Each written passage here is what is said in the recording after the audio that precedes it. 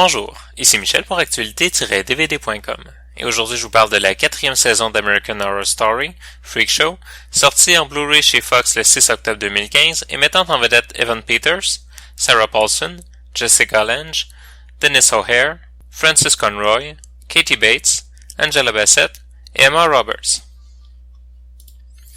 À la fin des années 60, dans une petite ville typique des États-Unis, un spectacle de freak show est le centre d'une commotion et de manigances incluant des meurtres étranges dans la petite ville.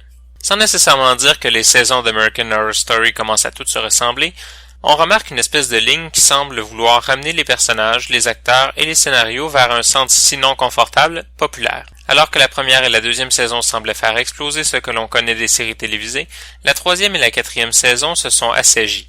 Sans l'avoir vu, j'ai cru comprendre que la saison 5 allait reprendre du poil de la bête.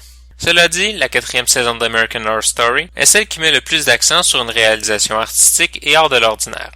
Ambiance, plan de caméra, direction musicale, on va chercher parfois assez loin quelques effets très bien réussis. Et on peut comprendre que certains trouvent dérangeant le manque de cohérence et les anachronismes des choix musicaux, et bien que l'on aurait pu aimer entendre une ambiance musicale contemporaine aux événements, je pense qu'une musique anachronique sert mieux le propos de l'évolution et de la révolution de la culture pop.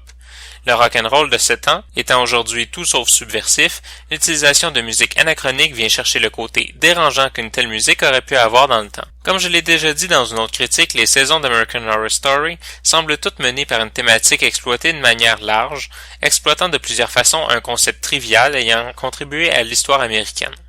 De là le titre de la série, selon moi.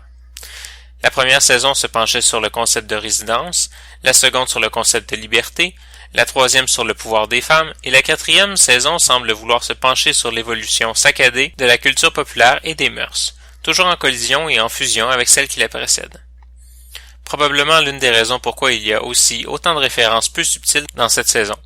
Pour ceux qui connaissent le cinéma, les références n'en finissent plus de pleuvoir, de la nuance la plus légère à la scène complète.